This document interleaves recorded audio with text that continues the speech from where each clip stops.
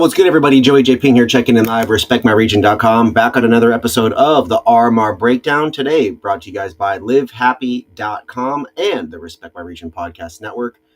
Make sure you guys visit LiveHappie.com. That's LiveHappie.com. Use code RespectMyRegion20 to save 20% off your next order of their hemp THC beverages and save free shipping. Today's entire episode brought to you guys by LiveHappie.com. Now, folks, we're going to go ahead and be recapping the NFL Week 8 scores, the different games, some of the key moments there. We're going to also touch base on the NBA opening night, which was 6 days ago, last Tuesday. We had a really wonderful first few days of the NBA. We're almost a week into the 2025-2026 NBA season. We also saw the completion of the MLB, Major League Baseball, American League Championship Series, and the National League Championship Series, with the Dodgers beating the Milwaukee Brewers and the Mariners losing in Game 7 to the Toronto Blue Jays. Now in the World Series, we've got the Los Angeles Dodgers versus the Toronto Blue Jays. We're going to be recapping in Game 1, Game 2 of the World Series, and Game 7 of the NLCS, Mariners versus Blue Jays. We have a quick betting spotlight. Big shout out to LiveHappie.com for rocking with us during the betting spotlights. And of course, we've got Monday Night Football, a doubleheader tonight. You guys ready to cook? Let's get it.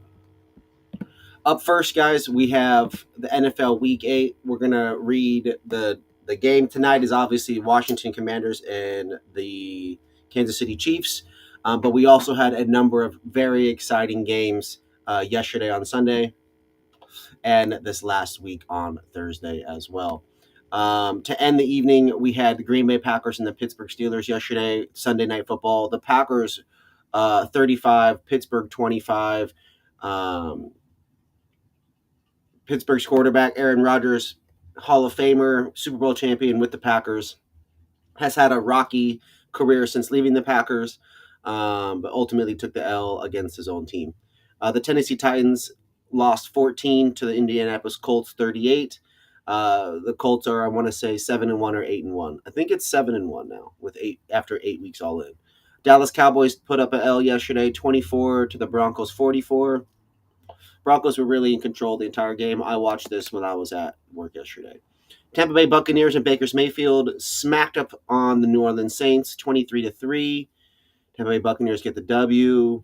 They're making a solid run, hopefully for this year's playoffs. The Miami Dolphins put up 34 against the Atlanta Falcons.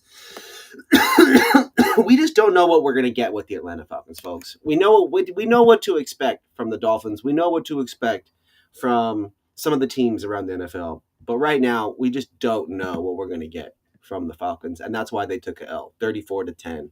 Miami Dolphins get the dub. Some additional scores back last Thursday. Vikings 10, Chargers 37, Jets 39. They get their first win over the Bengals 38. Bills 40, Panthers 9, 49ers 15, Texans 26. CJ Stroud does his thing against the Niners. Giants 20, Eagles 38. Jalen Hurts and the Eagles really just put one in a dominant fashion. The Eagles, Jackson Dart struggled, and scattaboo. People are saying that he broke his ankle. Browns 13, Patriots 32. Two terrible teams playing each other, but the Patriots are looking to make some momentum. They're getting some good positive energy flowing. Definitely not the same team that lost to the Raiders earlier in the season. Chicago Bears 16, Ravens 30. We still don't have Lamar Jackson playing, and the Ravens put up a 30-piece on the Bears. That is how bad the Bears really are.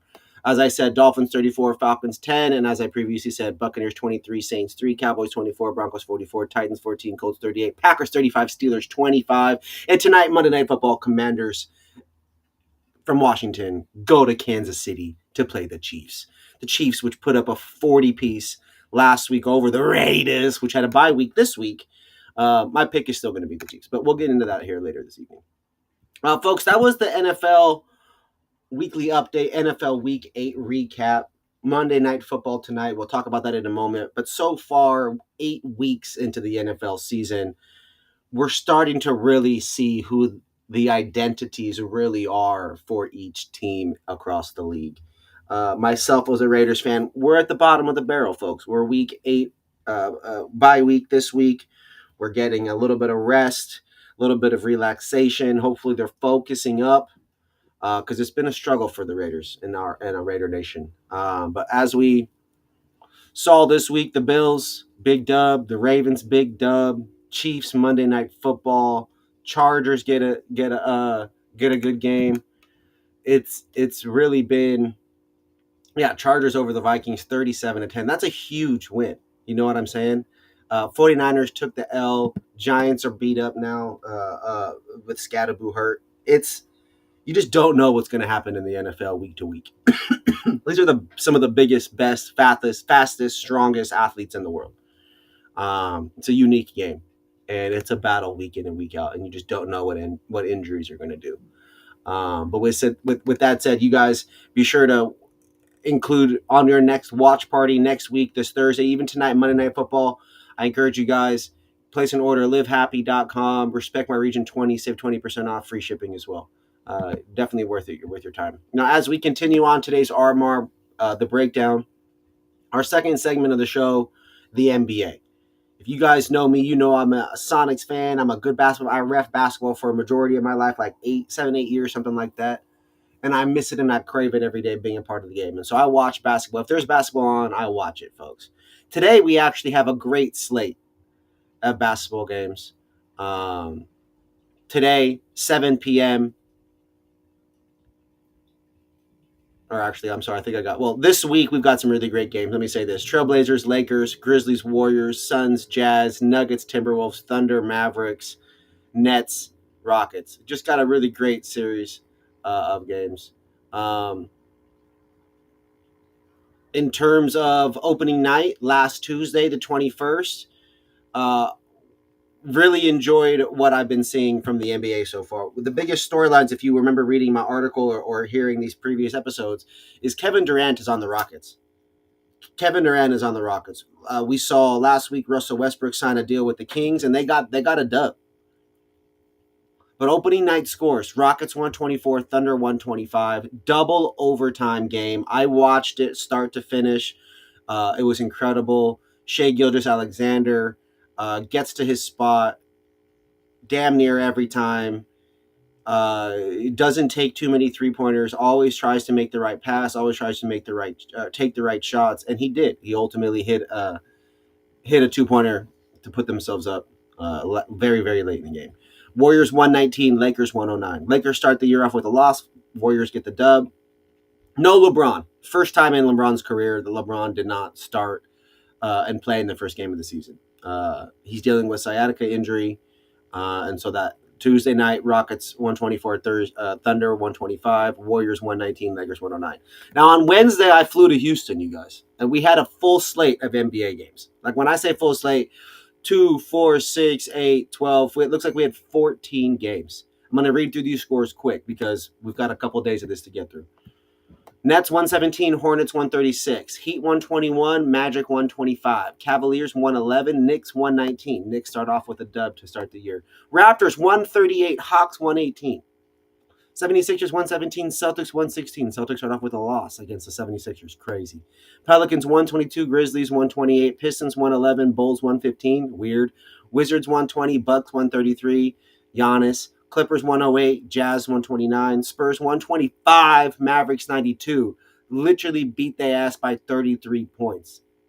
Tough way to start the season, Mavericks. Kings 116, Suns 120, Timberwolves 118, Trailblazers 114. Thursday, the Thunder played again. 141, Pacers 135. No overtime. 141, 135. Crazy game. Nuggets 131, Warriors 137. Curry cannot be stopped to start the year for the Warriors. Their team of the Butler, Green, and Curry, what a great lineup. That was Thursday. Now, Friday, we had another full slate of NBA games. Full slate on Friday. Bucks 122, Raptors 116. Hawks 111, Magic 107. Cavaliers 131, Nets 124. Celtics 95, Knicks 105. Spurs 120, Pelicans 116. That was an overtime game.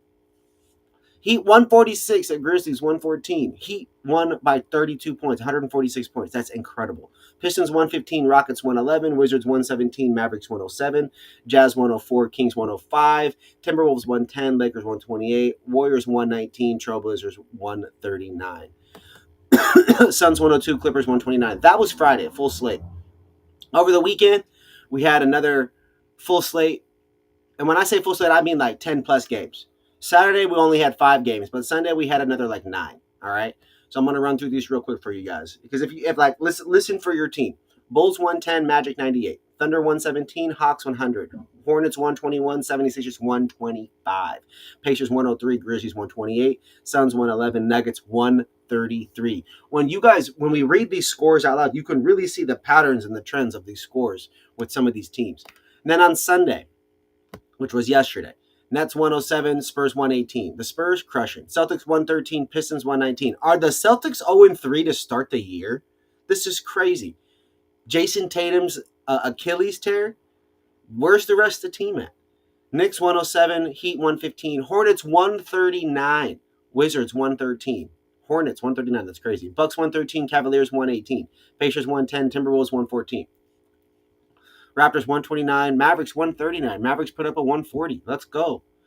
Trailblazers 107, Clippers 114, and the Lakers 127 at Kings 120. Tonight, we've got another solid game. Magic versus the 76ers, Cavs versus Pistons, Celtics versus Pelicans, Raptors versus Spurs, Hawks versus Bills, Nets versus Rockets, Thunder versus Mavericks, Suns versus the Jazz, the Nuggets versus the Wolves, the Grizzlies versus the Warriors, and the Blazers versus the Lakers. Tonight, Monday, October 27th. With double overtime chaos on opening night, plus another couple overtimes, literally just later in the week. Again, top teams, top performances, top competitors. Viewership has popped to a 15-year October high. They said we wasn't watching the NBA. The truth is that more of us is watching the NBA than there was last year this time or at any time over the last 15 years. So let's go. LiveHappie.com. Respect my region 20. You save 15% off. Sorry, 20% off and get free shipping. It's no joke. I'm living happy. I got a bunch of them behind me. Can't wait to dive in. This is the RMR Breakdown, folks. I'm Joey J. Pig. Now, in our third segment, the Major League Baseball, we're going to touch on the ALCS because last week, Game 7 was about to happen. We're going to talk about the World Series. Game 1, Game 2. It's been an incredible series so far. Wow. But before we get there, the ALCS, the Toronto Blue Jays did defeat the Mariners in Game 7 to reach their first World Series since 1993. Mariners, I'm from Seattle. It was a season. Admittedly, I'm wearing a Dodgers hoodie because I bought it when I went to my first and only Dodgers game ever here, probably 4 years ago. I don't have any Mariners stuff. And even though I'm from Seattle, we haven't had much to cheer for since Ichiro, since 2001. So I will admittedly say I didn't care. It wasn't until I saw how deep they got in the playoffs that I started to tune back in again. And I'd say that that's normal. I will justify my behavior and say that that's absolutely normal for sports fans. Now, as a lifelong Raiders fans, I'm tuned in. But there have been years where I'm not watching every chance I get. I'm doing other stuff. Music festivals, concerts, parties, events, clubs, smoking weed, whatever it is. But I will say that this year's Seattle Mariners seems to be the best and most balanced and exciting Mariners baseball team we've had since Ichiro and those teams. Dan Wilson, Edgar Martinez, those years, Brett Boone, Mike Cameron, those years were fun. They were exciting because every time someone got up to bat, something exciting could happen. And then there was 24 years basically since then where it wasn't like that. And so now with the Mariners, it's going to be an exciting season next year. They're going to continue to build. I know we've probably got some pieces that got to move around and people are going to get paid after such a season, but they're going to build on this. And so this is going to be exciting. But ultimately, they did lose in Game 7, and they had the juice to start the game, and then the Blue Jays really just turned up the heat, and the Mariners pitching really just couldn't keep up. The World Series started, Blue Jays versus the Dodgers. And that game one, it was crazy because I want to say it was like 2-1, maybe 2-2, something like that. And then the sixth inning came up, and the Blue Jays ripped 9 points in one inning. We saw a grand slam. We saw great base running, coaching, hitting. Um, that sixth inning for World Series Game 1 was absolutely exciting. And again, as somebody who has not watched a ton of baseball over the years, I grew up playing baseball. I know baseball. I know the rules. I watch it. It's a sport. I enjoy it thoroughly. I enjoy being. Most people will say they enjoy being at a game more than they enjoy watching the game on TV. I fall in line with that. But the reality is that after last year's Dodgers performance, which I've had this hoodie for years before. I'm not a bandwagon person. I literally just got it because it was freezing when I went to the game, and I went there unexpecting it to be cold or windy. I don't even remember if they won the game that I went to be honest. But after last year's World Series, where I'm taking off on a plane on 2 different occasions, and Freddie Freeman smacks those walk-off home runs in that grand slam, and I'm just looking around the plane stunned. After that, I watched more baseball this year. I paid more attention. It brought me back in. I started paying attention to other teams. I started just watching Cal Raleigh and the Mariners a little bit closer. I started paying attention to the Houston Astros and paying attention to the Padres and paying attention to Anaheim. I'm surrounded by this stuff. All these places I see on Facebook, people posting about it, right? Because I lived in these places. And after last year's Dodgers, it brought me back. And so I admittedly am watching every single game. I'm trying to watch every pitch. And watching World Series Game 1 was exciting. And what's crazy is Shohei even, I want to say he had a home run as well to try to start getting a little bit of momentum and bring it back. But ultimately, Addison Barger's first pinch hit grand slam ever in World Series history put the Dodgers up 11-4, and they took a Game 1. World Series Game 2, Dodgers 5, Blue Jays 1. Yoshinobu Yamamoto. Complete game this guy pitched. A complete first World Series complete game since 2015. The series is now 1-1. Now, in those 5 Dodgers points, there's an entire storyline. And for that, I recommend you guys go rewatch the game. I'm not going to spill the beans for you guys. You should just go rewatch it. But it was good hitting, good, well-placed hitting, being patient on the pitches and attacking a pitch that was a solid chance for a base hit. That worked. That really worked. And there was a double that brought Freddie Freeman in, and there was a couple other solid hits and plays by the Dodgers players that really ultimately put him up, and the Blue Jays weren't able to make it back. Spectacular pitching from Yoshinobu Yamamoto. This gentleman has a 12-year contract. I want to say $360 million, something like that.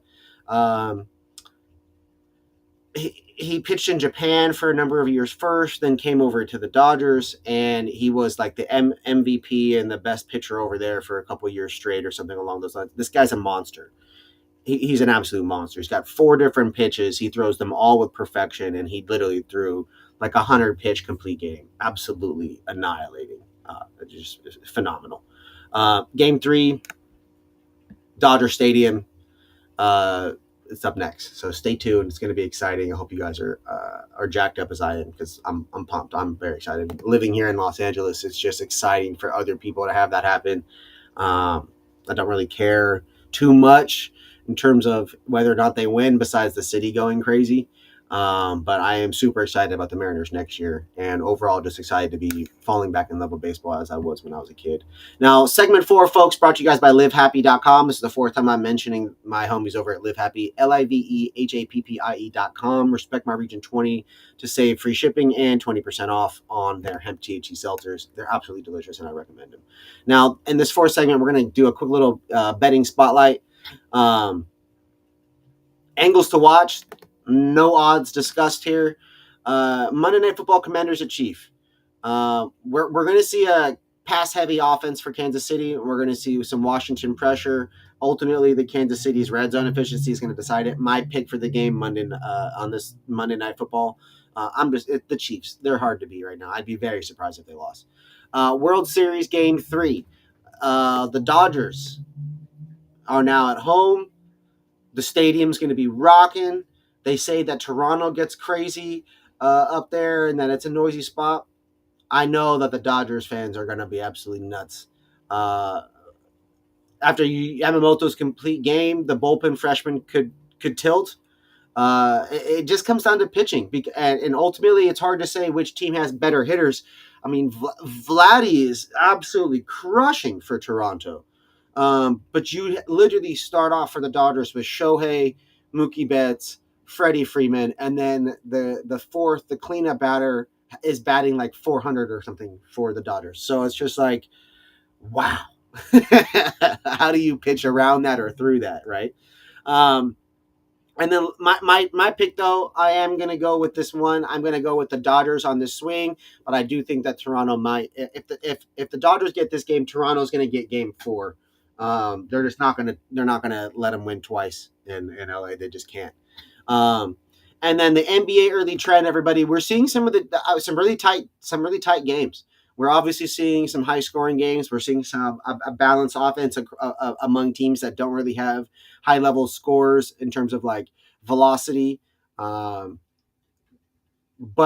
with improvement from the likes of Aaron Gordon, I think he went for 10 for 11 or 11 for 12 the other night. He put up a 50 piece in a loss. The Nuggets lost to the Warriors the other night. So we're just seeing some hot shooting to start. I think people are jacked on the energy. They still got their legs fresh underneath them, some of these people. And so definitely be mindful of these overtime games. Be mindful of these early season scores when people still are fresh. The pace of these games, and then late game legs. That's going to be some serious angles. So be mindful of that. I don't have a pick in terms of tonight's games. I just love basketball, so I just want to see more overtime games and more tight contacts. In terms of what's next, folks, I appreciate you guys watching. Respect my region. We provide sports commentary and entertainment. We do not offer or accept wagers. Betting involves risk and can lead to loss. If you do choose to bet, do so legally and responsibly and only with money you can afford to lose. If you or someone you know has a gambling problem and wants to help, call or text the National Problem Gambling Helpline at 1-800-522-4700. That's 1-800-522-4700. Or visit ncpgambling.org/chat. That's ncpgambling.org/chat. This episode is presented by LiveHappie.com. We may receive compensation when you use our code RespectMyRegion20. The opinions in this episode are of our own. I'm Joey J. Ping, and this is the Respect My Region Breakdown. I love you guys, and we'll see you on the next episode.